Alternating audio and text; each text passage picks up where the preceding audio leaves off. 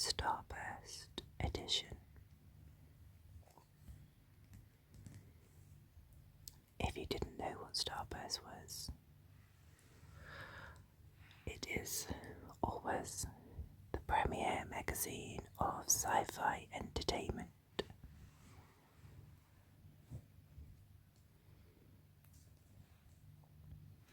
Now this copy, I think it's got a slight bit of water damage, but it does not hinder viewing it at all, and if anything, hopefully it might make it a bit more crinkly and make some pleasant sounds. We shall see. On this edition, there's quite an array of programs and subjects. You have at the top Angel's Perfect Host, Andy Hallett. Earth, Final Conflict, an illustrated guide to the futurist questions. Star Trek Voyager, Final Season. Robert Duncan McNeill, setting a course for the end. And I'll be honest, the main thing I'm interested in this edition, which is Back to the Future, Time Travel Classic Revisited, soon on DVD. And the main cover, the key to all the secrets in Sunnydale, Buffy's sister.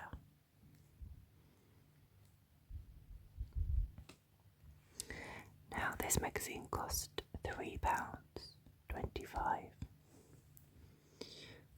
and that's back in 2001.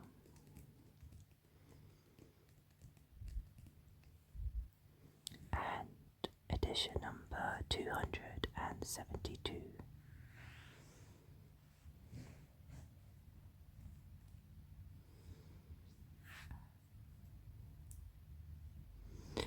I do have my brush with me. We may do some brushing in this video.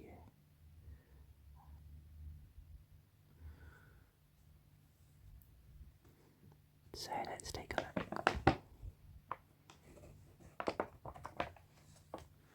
Yeah, it's just a little bit crinkly.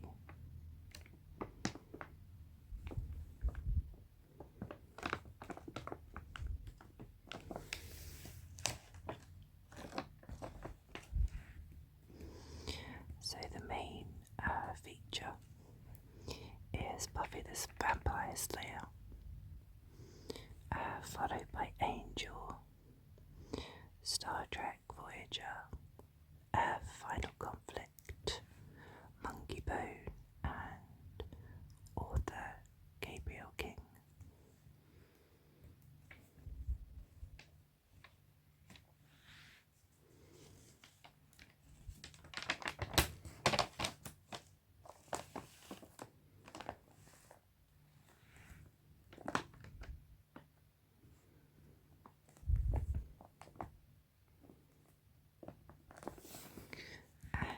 Also Dark Angel, Andromeda, and my favourite, Back to the Future.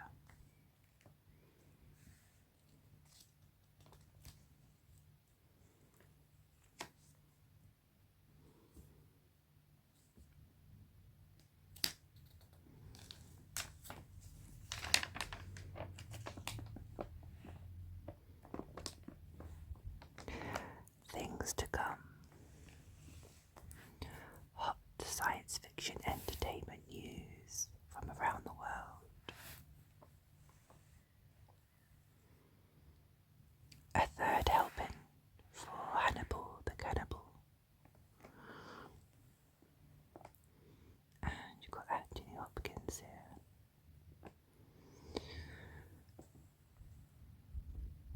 actually never seen Silence of the Lambs in full.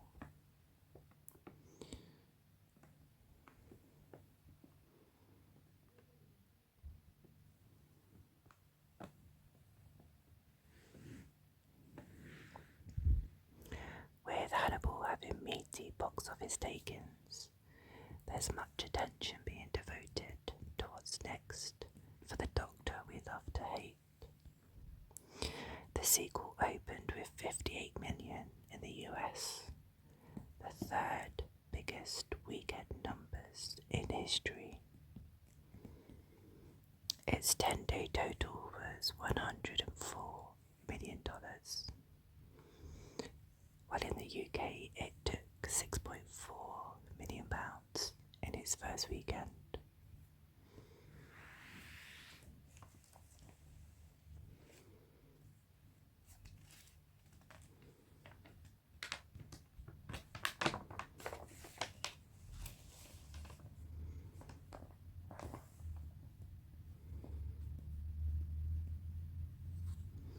Enter the Dragons.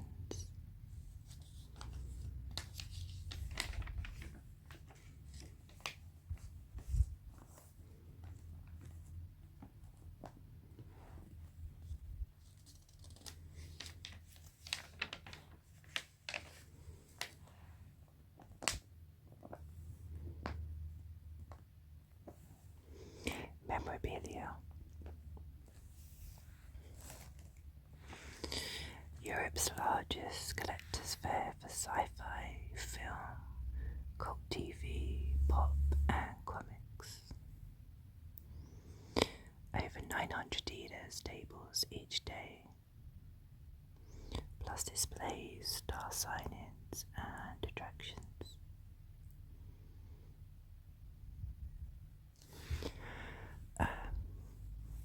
And we can see the people who were there, well, the famous people, to sign memorabilia. Craig Giles from Red Dwarf, Colin Baker from Doctor Who, Joe Josko, an artist, Alex Cox, Repo Man, Sue Lloyd, Shane Rimmer, Caroline Munro, Heather Ripley, and Lee Martin.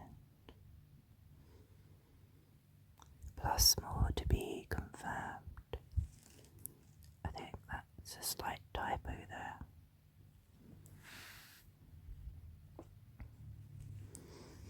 And you've got Transformers, Pokemon, The Simpsons, Star Wars, Batman, 007, Buffy the Vampire Slayer, Action Man.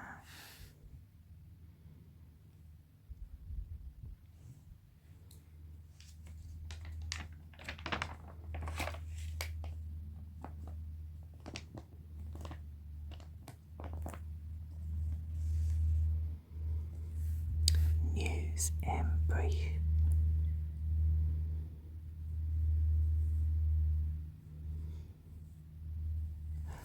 This is interesting. Sixth Sense and Unbreakable. M. Night Shyamalan has reportedly passed on the opportunity to write the fourth Indiana Jones movie. It has now been offered to Stephen Caggan.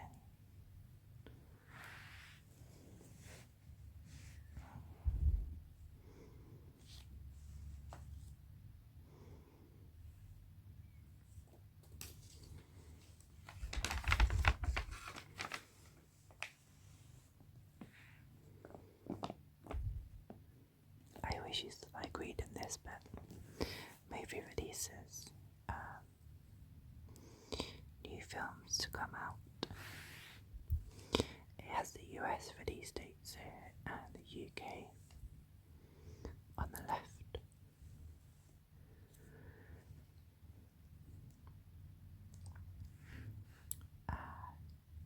So we had a film Magician, Terminator, Monkey Bone, Pluto Nash, Pokemon 3, Dracula, 2001, Doctor Dolittle 2, Planet of the Apes, Scary Movie 2,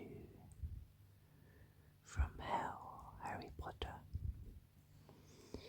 and the best one, The Lord of the Rings, release date December 19th, 2001.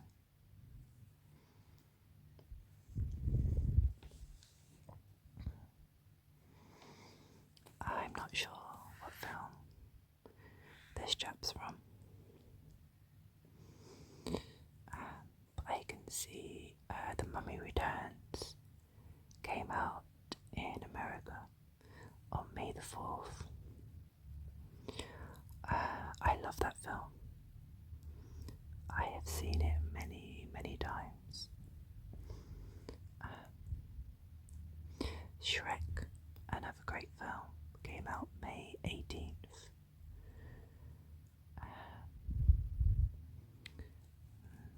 Tomb Raider. I loved the Tomb Raider games. Not so keen on the films. And Jurassic Park 3 came out on July the 18th.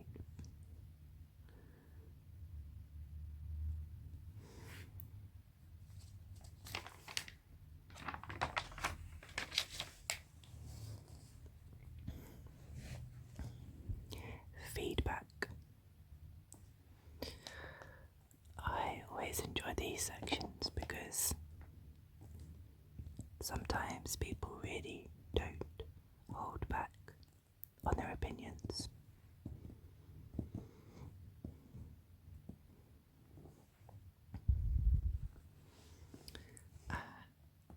Like this one here. A man called Pete wrote in,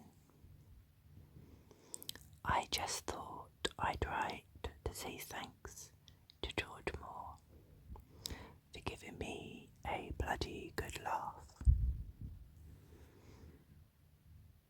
I would like him to try rewatching the following dismal and dreary stories from the huge polyester blur, The Inner Light, or All Good Things, or The Visitor, or I think he's listing some films here. And after watching those films, if he still thinks Voyager is better than The Next Generation, then I suggest an eye and or a brain transplant would be in order. I noticed that he mentions Wesley Crusher, but doesn't mention Naomi Wildman in that episode where Neelix held a phaser to her head. I bet I wasn't the only one shouting, pull the trigger.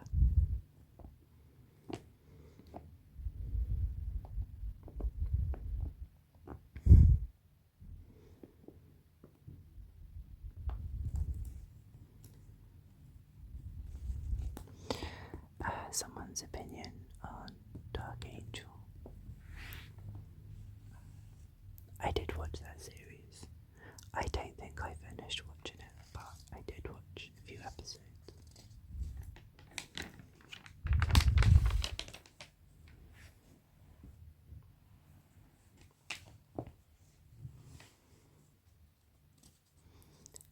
Buffy the Vampire Slayer. One series I never really got into.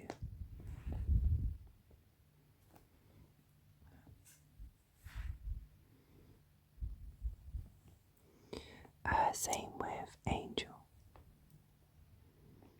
I think I tried, but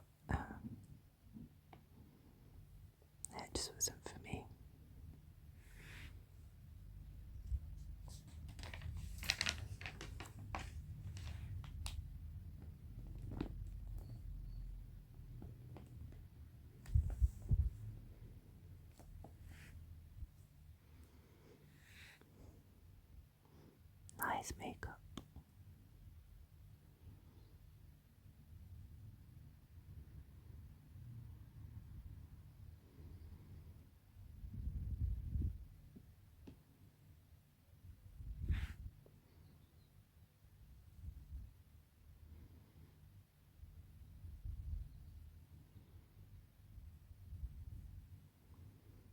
Very smart white suit and a purple shirt.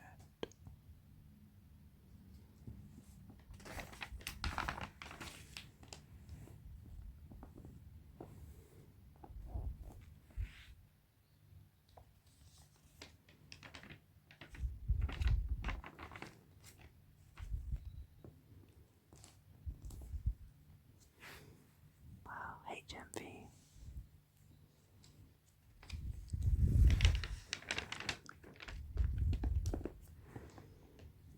Star Trek Voyager.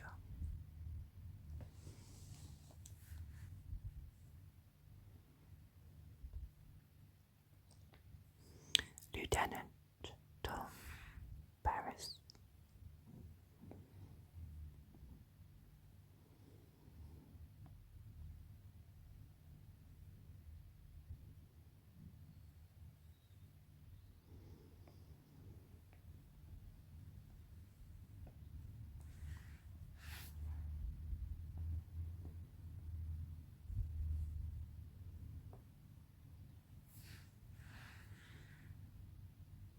And across.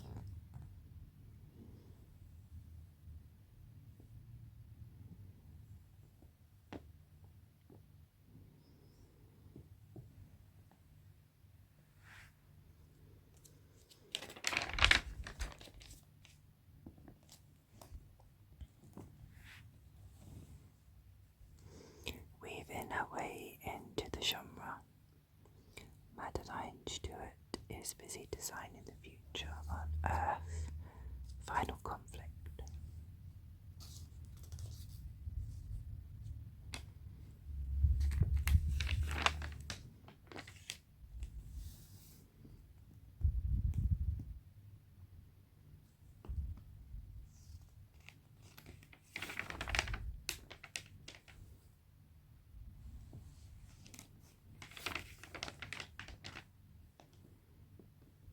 Monkey Bone.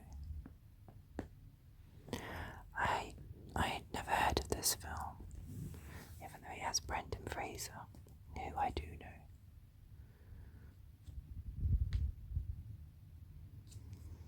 The acclaimed filmmaker who directed the visual treats The Nightmare Before Christmas and James and the Giant Peach, elected to tackle as his next film Monkey Bone, based on a failed graphic novel, Dark Town, written by Geisha Blackley and illustrated by Vanessa Chong.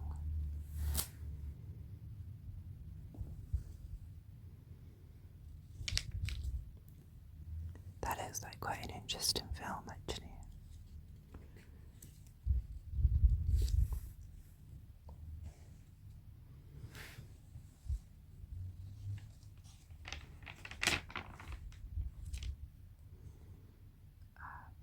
Well, there's a lot of things going on in this picture.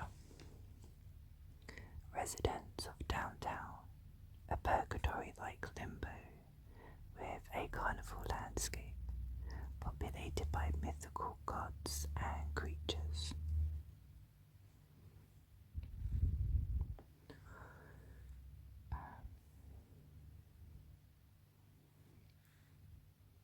I'm not sure if that's the abominable snowman. And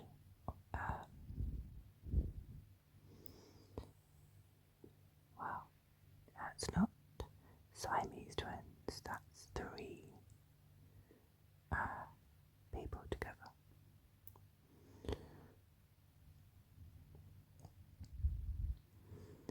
And that looks like an elephant's head.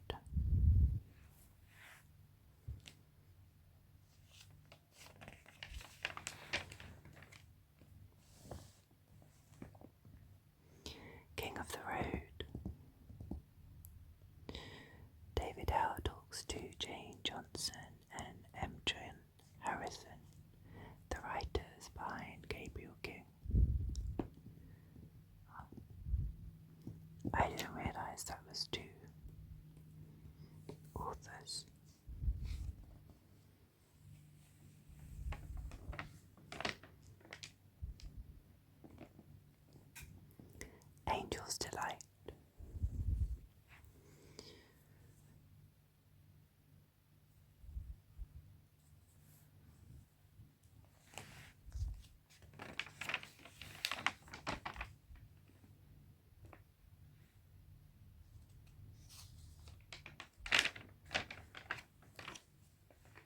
Galaxy Quest.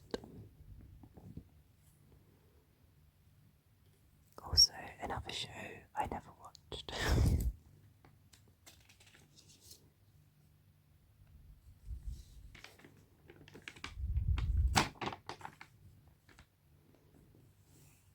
Okay, but this is one film I have definitely watched many, many, many times. Back to the Future. Howdy Duck.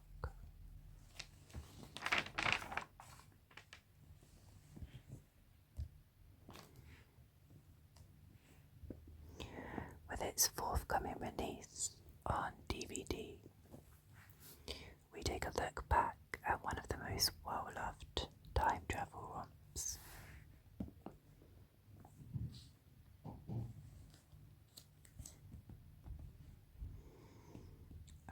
So what does it say here? Perhaps surprisingly, time travel has only been exploited as a movie theme periodically down the decades, save for various takes on the Mark Twain fantasy, A Connecticut Yankee in King Arthur's Court.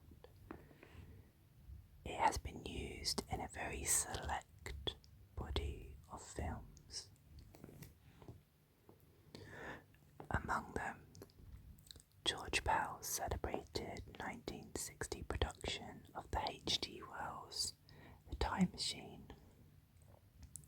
Doctor Who and the Daleks, and The Amazing Mr. Blunden.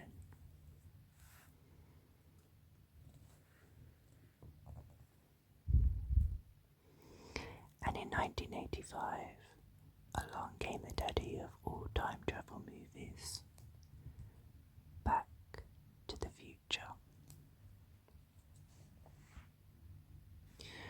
The film was the brainchild of writers Robert Zemeckis and Bob Gale, who in the late 70s luckily found a mentor for their work in none other than Steven Spielberg.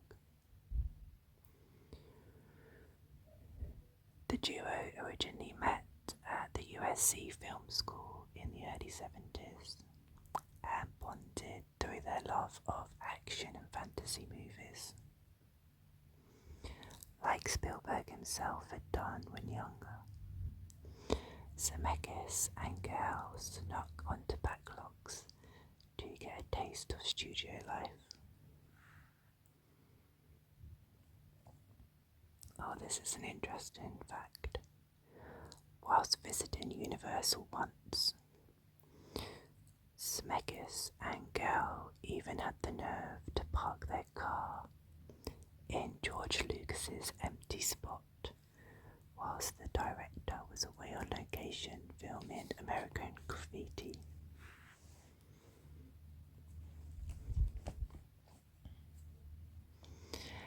It was while on the Universal lot in 1974 that the duo plucked up the courage to visit the production offices of Dan Curtis, who was then producing the fantasy series Kolchak, the Night Stalker.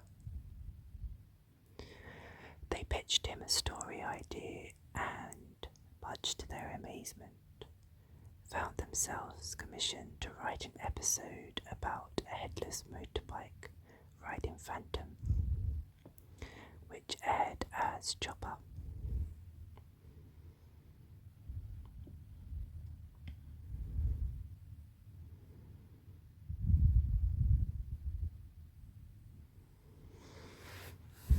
Their first ideas. Zemeckis and Gale then began working on a script titled Back to the Future.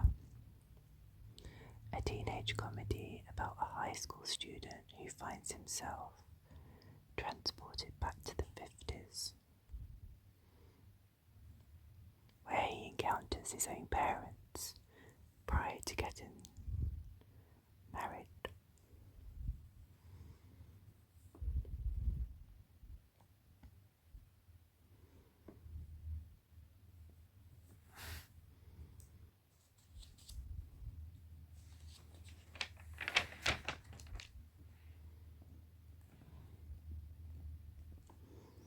Doc Brown and time-travelling buddy Marty go western in part 3.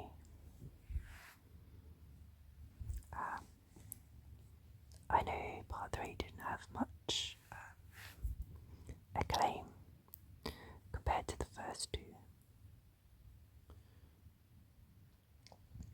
It was still fun. I guess just a different kind of fun.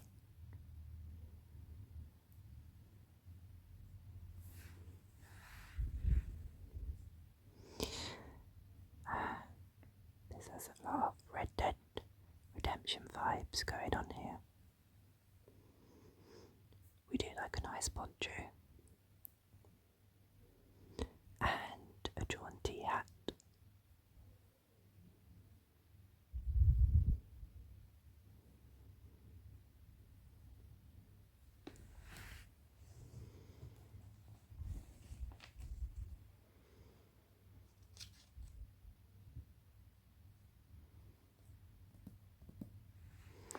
With Michael J. Fox now in the lead, all of the film's elements came to life and fell together.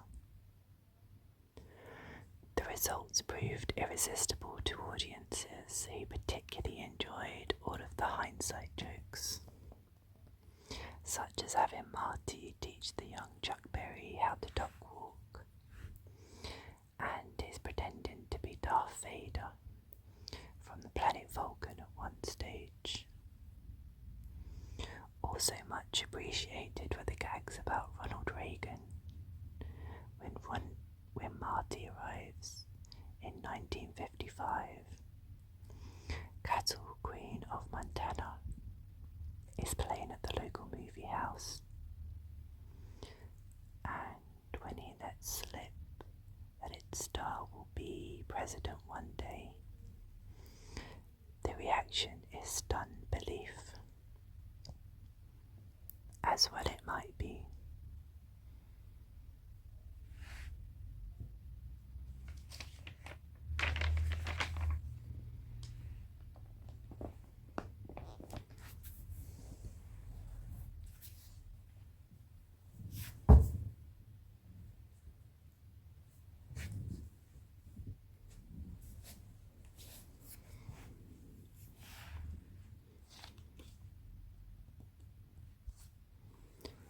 Next is reviews of the latest sci-fi and fantasy media.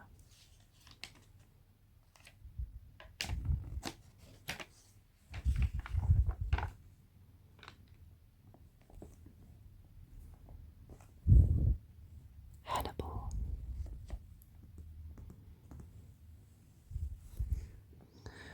Non Hasano.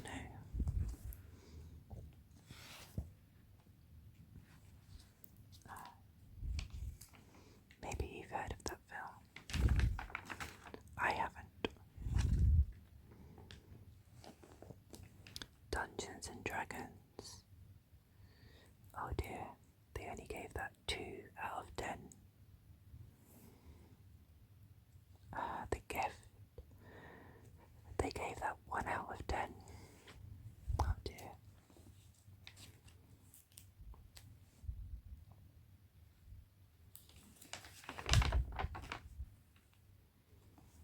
TV. X-Files. That's a great show. That's one I'm starting to rewatch again from the beginning.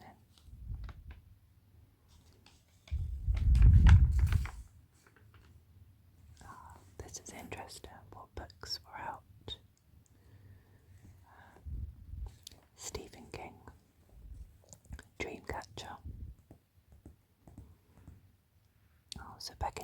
2001, Dreamcatcher was billed as Stephen King's first full-length novel for 3 years.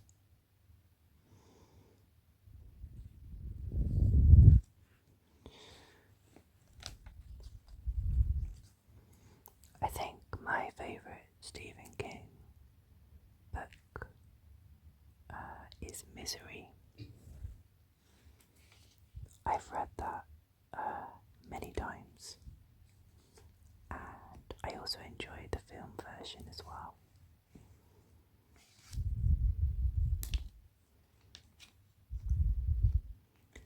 Night's Dawn, The Secret of Life, The Skies of Bern. They've given these all quite good reviews actually. They've all got 6 or above out of 10. This one they've given 9 out of 10. The Secret of Life by Paul J. McCauley.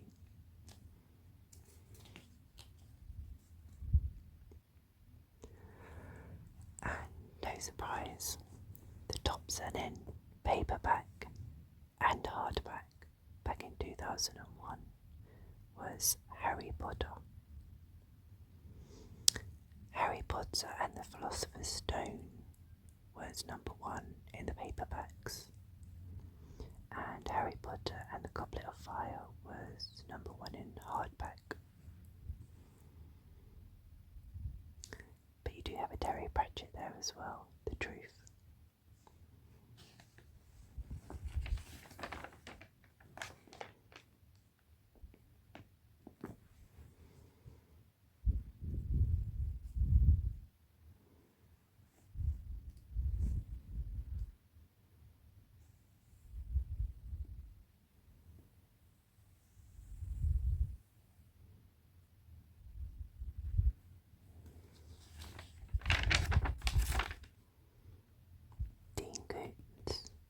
I've also read a few Dean Koontz books over the years.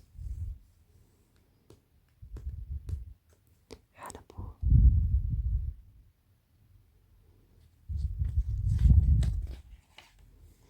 Seen the movie? Now check out the original ending and decide for yourself which is better. Incurable romantics will sigh and wish Hannibal and Clarice well, while others may decide that Jodie Foster had a point about undermining Starling's character.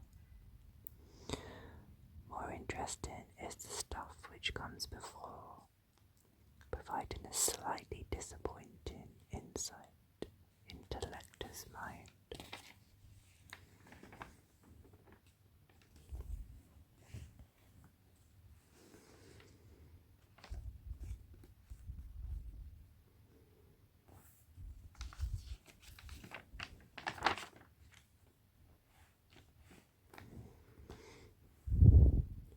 File reviews of the latest sci-fi videos available to rent and buy. Jack Frost 2, X-Men. Nice, they've given that 9 out of 10. The effects have aged slightly, but that's normal, I guess.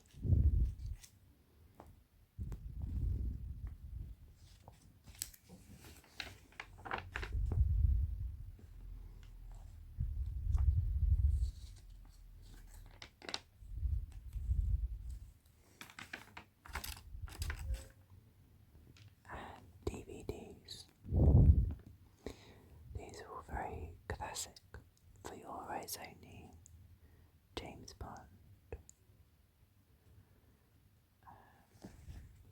What planet are you from?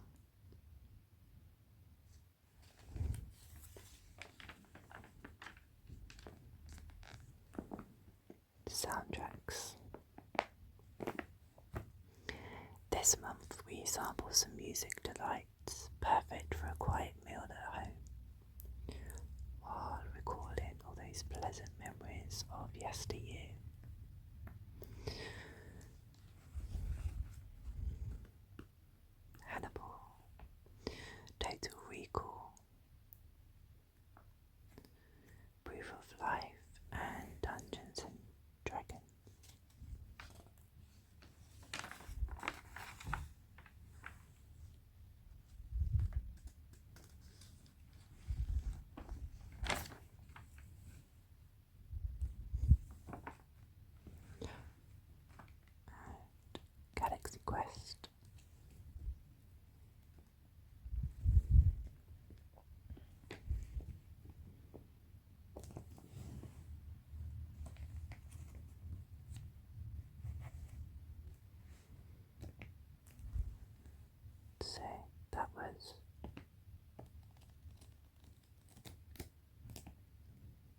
slightly longer